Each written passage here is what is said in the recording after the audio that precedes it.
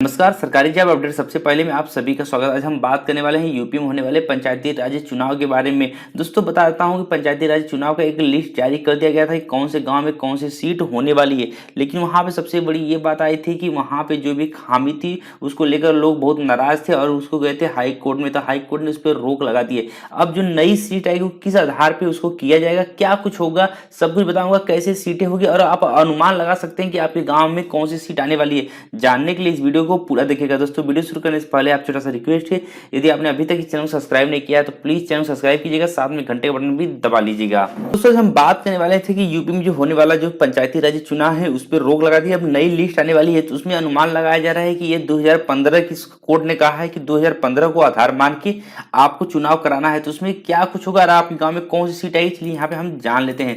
तो सबसे पहले मैं आपको चलता हूँ, यहाँ पे देख सकते हैं तो जो यूपी में होने वाला था चुनाव उसको 2015 का आधार मान के इसको लागू किया जाएगा। अब जो नई लिस्ट आएगी उसको 2015 का आधार मान के लागू किया जाए। 2015 का आधार ये होता है कि यदि किसी जगह यदि सामान्य सीट आई थी तो वहां पे अब दोबारा सामान्य सीट नहीं आ सकती है। यदि कभी ओबीसी की सीट आई तो वहां पे दोबारा वो ओबीसी की सीट नहीं आ सकती। ये सब चीजें होती है। चलिए हम जान लेते हैं कि ये कैसे होगा और कैसे इसको लागू किया जाएगा। यहाँ देख सकते हैं उत्तर प्रदेश चुनाव में आरक्षण 2015 के आधार पर लागू किया जाएगा। अब बात करते हैं 10 साल के बाद ही आरक्षण का रूपरेखा बदल जाएगी। ये कहा जा रहा है कि आप अपने किसी भी चुनाव की जो रूपरेखा है जो कि इससे पहले बदली गई थी उसको 10 साल से ही बदला जाएगा, लेकिन उसको एक आधार पहले से मान लिया जाएगा। जैसे अब ये 2015 हो गया तो एक चुनाव होने के बाद इसका रूपरेखा बदला जा सकता है, लेकिन अभी इसका बदला नहीं जा सकता। अब आरक्षण कैसे लागू होगा, सबसे मेन बात ये हो रही है, लोग ये सोच रहे हैं कि आरक्षण कैसे लागू किया जाएगा और हमारे गांव में कौन सी सीट आएगी। ऐसा नहीं है कि आपके गांव में यदि सामान्य सीट थी तो उसको बदला जाए। कभी ऐसा भी हो सकता है सिचुएशन कि यदि आपके गांव में सामान्य सीट है तो वहां पे दोबारा से भी सामान्य सीट आ सकती है। यदि ओबीसी है तो ओबीसी आ सकती है, एससी एसटी है तो वहां पे एससी एसटी भी आ सकती है, लेकिन उसका एक मानक होता है, उसको हम इस वीडियो में बात करेंगे। तो सबसे पहले बात करते हैं कि जो भी आरक्षण का जो भी रूपरेखा बदला जाता है वो 10 साल के बाद होता है, लेकिन यहाँ पे 10 साल नहीं हुआ यदि 2015 को आधार माना जाएगा। अब आरक्षण कैसे लागू होगा, यहाँ देख सकते हैं ये जो नया लिस्ट बन के आएगी उसमें कुछ इस प्रकार की होगी।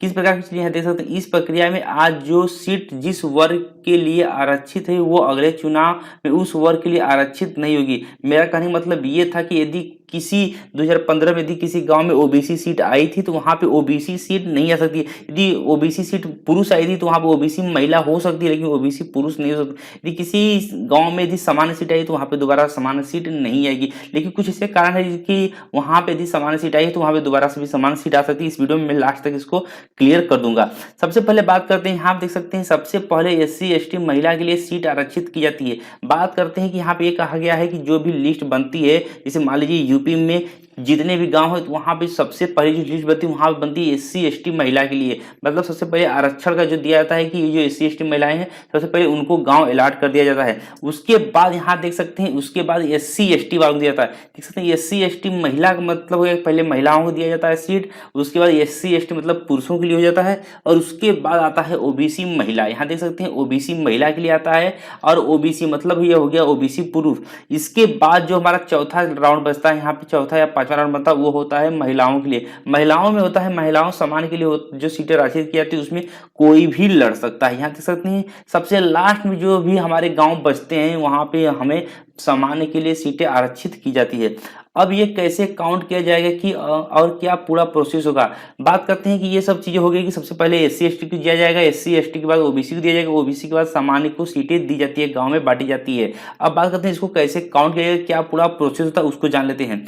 अगर किसी ब्लॉक में 100 ग्राम पंचायतें और पिछले चुनाव में वहां 27 सीट पिछड़ा वर्ग के लिए आरक्षित थी। यहाँ देख सकते हैं, आप समझ सकते हैं, यहाँ पे लिखा गया है अगर किसी ब्लॉक में 100 ग्राम पंचायतें थी, यहाँ मतलब बता रहा है कि 2015 में किसी ब्लॉक में 100 ग्राम पंचायतें थे, वहां पे 27 सीट पिछड़ा वर्ग के लिए आरक्षित थी, तो अगले चुनाव में 27 के आगे ग्राम पंचायतों की आबादी के आरोही क्रम में घटती हुई प्रधान पद हेतु आरक्षित किया जाएगा। यहाँ कह रहा है कि 27 से जो पहले चुनाव में जो 2015 का जो चुनाव हुआ था उसमें यदि 27 गांव को यदि सीटें आरक्षित थी या फिर पिछड़ा वर्ग किया गया था, अब ये हो गया कि अब जो अगला चुनाव है जो 2021 में जो चुनाव होने वाला उसमें 27 के आगे हुए घटते हुए क्रम में वहां पे ओबीसी को सीटें दी जाएगी। यहाँ पे साफ साफ कह दिया गया है।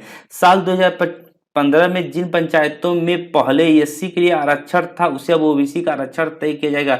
यहाँ देख सकते हैं बहुत साफ साफ यहाँ पे चीजें लिखा गया है कि यदि 2015 में यदि किसी गांव में एससी की सीटें थी तो वहां पे ओबीसी की सीटें आएगी, वहां पे जनरल की सीटें नहीं आएगी। ये सब चीजें यहाँ पे साफ साफ कह दिया गया है। ये जैसे एससी के लिए कोई भी आरक्षण था, जैसे मान लेते हैं चाहे प्रधानी हो गया, चाहे जिला पंचायती हो गया, या फिर बीडीसी हो गया, यदि एससी के लिए थी तो वो ओबीसी के लिए आरक्षित किया जाएगा, वहां पे सामान्य नहीं किया जाएगा। और अभी तक जो पंचायतें अब तक ओबीसी के लिए आरक्षित होती रही उन्हें एससी के लिए आरक्षित किया जाएगा। यहाँ पे साफ साफ कह दिया गया है कि जो 2015 के आधार माना जाएगा, यदि किसी गांव में जैसे 10-15 गांव एक ही साथ यदि ओबीसी के लिए आरक्षित थी तो वहां पे अब एससी एसटी को कर दिया जाएगा। यदि किसी गांव में ओबीसी सीट आई थी तो वहां पे अब दोबारा एससी की सीट आने की पूरी संभावना है। लेकिन एक चीज मैं आपको क्लियर बता दूं, यदि किसी गांव में जो सीटें कभी नहीं आई हैं तो वहां पे वो सीटें आने की बहुत कम चांस है, 1% सिर्फ चांस यहाँ पे रखा गया है। अब बात करते हैं, अब जो बच गया उसे सामान्य के लिए आरक्षित किया जाएगा। मतलब यदि सभी को सीटें पहले एससी एसटी को बचा जाएगा, फिर ओबीसी को बचा जाएगा, उसके बाद जो सीटें बचेगी उन्हें सामान्य के लिए आरक्षित किया जाएगा। ये सब चीजें यहाँ पे क्लियरली मेंशन कर दिया गया है। उसके बाद यहाँ पे देख सकते हैं जो यूपी में है, देख सकते हैं 58,194 ग्राम पंचायतें हैं, जिसमें 75 जिले ग्राम पंचायत के लिए होते हैं, जिसमें 1051 जिला पंचायत वार्ड सदस्य के लिए आरक्षण तय किए गए थे।